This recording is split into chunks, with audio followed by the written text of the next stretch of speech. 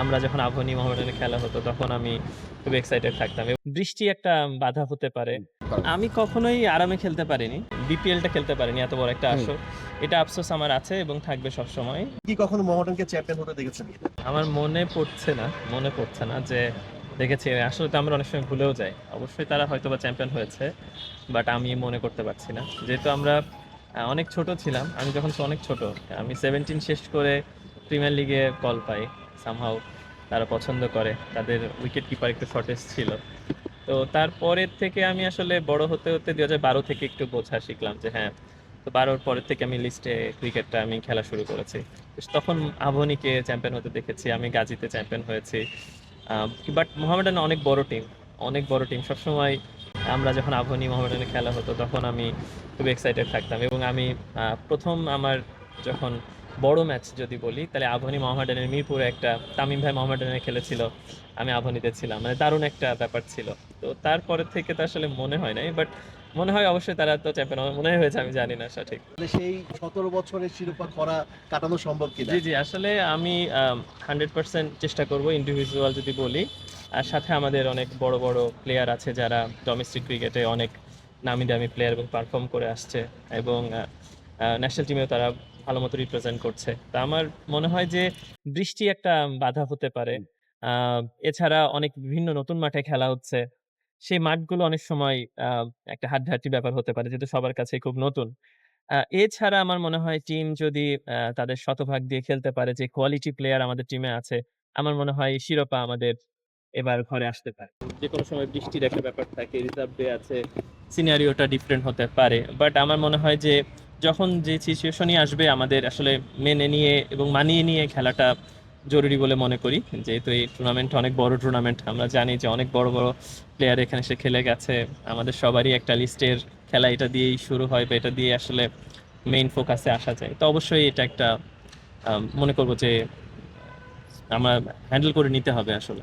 শ্রীলঙ্কার মাটিতে খেললেন তারপরে একটা লম্বা সময় বিপিএলে আনফরচুনেট খেলতে পারলেন না। আপনার জন্য তো একটা বড় চ্যালেঞ্জ এই টুর্নামেন্টে কাভার করা। আমি কখনোই আরামে খেলতে পারিনি। সবসময় মনে হয়েছে যে একটা প্রেশার আছে, পারফরমেন্সের প্রেশার আছে, সাথে নিজেকে আবার প্রমাণ করার প্রেশার থাকে। আবার ন্যাশনাল টিমের বাইরে আছি, ন্যাশনাল টিমে ঢোকার জন্য একটা হুম, প্রেশার থাকে। ক্যাম্পের বাদ থেকে বাদ পড়ছি, আবার ক্যাম্পে কাম ব্যাক করবো কীভাবে, এটার প্রেশার থাকে। একটা ফর্মেটে খারাপ খেলার কারণে আরেক ফর্মেটে বাদ হয়ে গেছি, ওইখান থেকে আবার কাম ব্যাক করবো কী করে। আমার কাছে মনে হয় না যে আমি কখনোই খুব রিল্যাক্স ক্রিকেট খেলতে পেরেছি। প্রতিটা বিপিএল, প্রতিটা প্রিমিয়ার লিগ, প্রতিটা এনসিএল টুর্নামেন্ট আমি পারফর্ম করে আসলে নিজেকে চেষ্টা করেছি মেলে ধরার জন্য। তো আমার জন্য প্রতিটা টুর্নামেন্টই অনেক চ্যালেঞ্জিং। প্রতিটা সিজনই আমার জন্য একটা চ্যালেঞ্জ থাকে। তো এবারও ব্যতিক্রম না, আমি চেষ্টা করবো চ্যালেঞ্জটা অ্যাকসেপ্ট করার এবং ওই অনুযায়ী ক্রিকেট খেলার। আমি ন্যাশনাল টিমের আশা তো অবশ্যই করছি, অবশ্যই করি। আমি এই বছরটা শুধু আমাদের বিপিএলটা খেলতে পারিনি, এত বড় একটা হুম। আসর। এটা আফসোস আমার আছে এবং থাকবে সবসময়। এছাড়া প্রিমিয়ার লিগ সবসময় আলহামদুলিল্লাহ ভালো যাচ্ছে, আল্লাহর রহমত করছে এবং আমি চেষ্টা করছি ভালো করার। এবার একটা বড় চ্যালেঞ্জ আছে আমার টিমকে চ্যাম্পিয়ন করানো। তো সেটা যদি করতে পারি, সেরকম অনুযায়ী পারফরমেন্স করতে পারি, অবশ্যই সিলেক্টররা তো বাইরে রাখবে না আশা করি।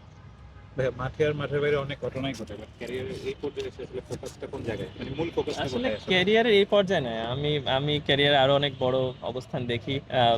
স্বপ্ন যেহেতু বড় আছে, সেহেতু স্বপ্নের পিছনে ছোটাটাই আসলে as a player, as a একটা ডেডিকেটেড মানে পার্সন, ক্রিকেট ছোটবেলা থেকে যেভাবে খেলছি, তা আমার আসলে স্বপ্নের শেষ নেই। আসলে আমি এখনো চিন্তা করি আমি 5-7 বছর যদি পারফরমেন্স করতে থাকি, আমি ন্যাশনাল টিমে খেলার ডিজার্ভ করব যদি আমি এভাবে ফিটনেস এবং পারফরমেন্স ধরে রাখতে পারি।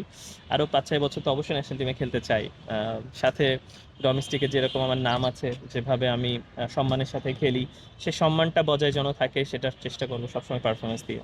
টিম অনুযায়ী আমি কোনো ল্যাকিংস পাচ্ছি না, সব জায়গাতেই পারফর্মাররা আছে।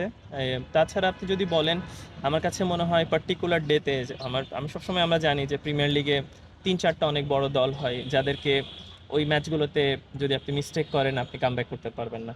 তো আমরা সবাই জানি আমাদের সুপার লিগটাও নাই, তার মানে আমাদের 11টা ম্যাচেই একটা জেতার সবসময় কন্ট্রোলে রাখতে হবে গেমটাকে। তো আমার মনে হয় যে ওই বড় ম্যাচগুলোতে আমাদের স্লিপটা না যদি না কাটে, স্লিপটা না হয়, তাইলে আমার মনে হয় যে আমরা চেষ্টা করব এবার শিরোপাটা ঘরবন্দি করার। তো এটা আমার মনে হয় যে এক্সপিরিয়েন্স আছে সেটাতে আসলে ভুল করার সংখ্যা কম। আমাদের মুশফিক রহিম মিডল অর্ডার আছেন, হৃদয় আছে, কারেন্ট ইন্টারন্যাশনাল টিম থেকে কামব্যাক করছে, সাথে আফিফ আছে, নাইম আছে, আমি আছি, ইমন দারুণ ফর্মে আছে, এদিকে তাসকিন আছে, তাইজুল ভাই আছে, তানভীর আছে, রিশাদ আছে। তো ইটস অ্যামেজিং টিম।